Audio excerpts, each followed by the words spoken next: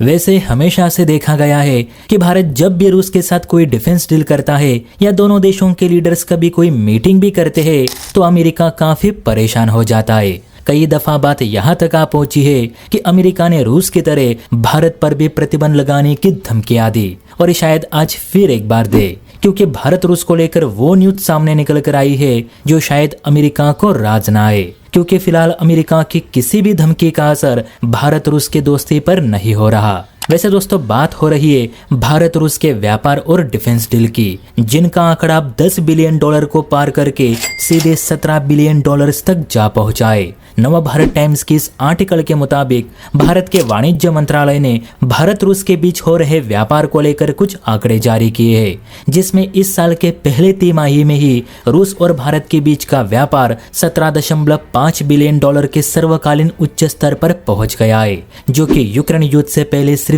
$3 billion तक ही सीमित था। लेकिन अब यह आंकड़ा बढ़ रहा है। भारत के वाणिज्य मंत्रालय ने कहा है कि भारत रूस के व्यापार में साल दर साल 5% की वृद्धि दर्ज की जा रही है। प्लस रूस भी भारत से अब हथियार सामग्री खरीद रहा है, जिसमें विशेषता गोला बारूद, bullet proof jackets, military tent और मिसाइल से जुड़े कलपुर्जे शामिल है। इसके अलावा भारत रूस की सरकार भविष्य के हथियारों पर भी काम करने जा रही है, जिसमें हाइपरसोनिक और लेजर हथियार विशेषता शामिल होंगे।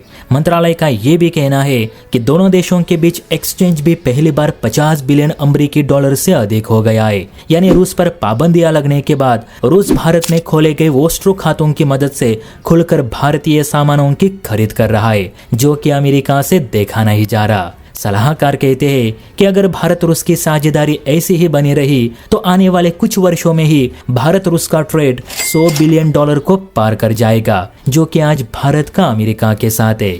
वैसे भी रशिया भारत से बहुत सारी डिफेंस टेक्नोलॉजी साझा करना चाहता है, जिसे आगे जाकर हम चीन के खिलाफ इस्तेमाल कर सकते हैं।